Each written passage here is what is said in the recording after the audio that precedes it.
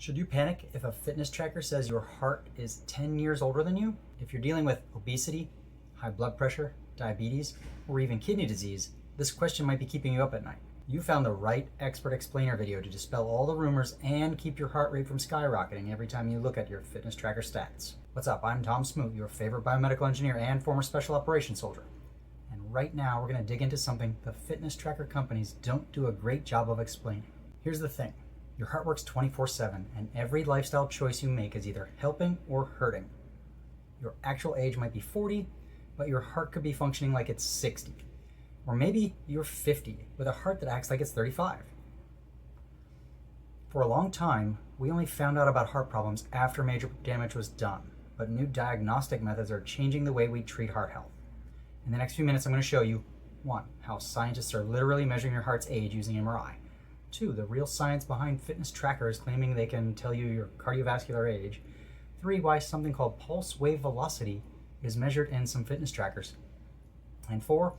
Whether all the rings, straps, and wristbands are giving you numbers that matter. Because here's what the research shows. Our blood vessels lose flexibility as we age. That's a fact. And as they get stiffer, we have a bigger chance of stroke or some other cardiovascular event. Let's start with some of the newest research. Scientists at the University of East Anglia used MRI scanners to measure heart strain and developed something they're calling functional age. They created an equation based on 2 key measurements: end systolic volume and ejection fraction. These are terms that doctors use to describe how much blood your heart pumps out versus how much gets left behind when it squeezes. Now, cardiac MRI has traditionally been expensive and reserved for diagnostic medicine, but there's a growing trend in what's called luxury medicine or concierge health, where people are getting full body MRI scans as preventative screenings. Companies are popping up offering these comprehensive scans, and cardiac functional age is becoming part of these premium health assessments. But here's where it gets interesting for us regular folks who can't afford MRI scans every month. There's another way to measure heart strain: arterial stiffness. Think of your arteries like garden hoses. When they're young and healthy, they expand and contract easily as blood flows through. But as they age or get damaged, they become stiff like an old cracked hose that can't flex anymore. The American Heart Association explains it this way: stiffening of the central arteries has a number of adverse hemodynamic consequences, including a widening of pulse pressure, a decrease in shear stress rate, and an increase in the transmission of pulsatile flow into the microcirculation. What does all that mean in plain English? Stiff arteries make your heart work harder, increase your stroke risk, and damage the smallest blood vessels. It's like forcing your heart to pump through concrete pipes instead of flexible tubing. But those scientists measure using MRI said they could measure functional age. Part of what they're measuring is how hard it is for the heart to push blood through the arteries. But if we look at this from the artery side, we're actually measuring their stiffness. And the gold standard for measuring arterial stiffness is something called carotid femoral pulse wave velocity, or CFPWV for short. Think of it as a speedometer for blood flow. It measures how long it takes for your pulse to travel from your heart to your leg. Doctors time that journey and compare it to what's normal for your age. Here's the counterintuitive part. The stiffer your arteries, the faster that pulse wave travels. It's like the difference between a sound wave traveling through steel versus rubber. Steel is stiffer, so the sound moves faster. Same with your arteries. Now, here's where those fun little fitness watches, rings, and wristbands come in. They can't measure true CFPWV. That requires sensors on your neck and leg. But they use something called photoplasmography, or PPG. It's the same LEDs that you see measuring your pulse and your blood oxygen.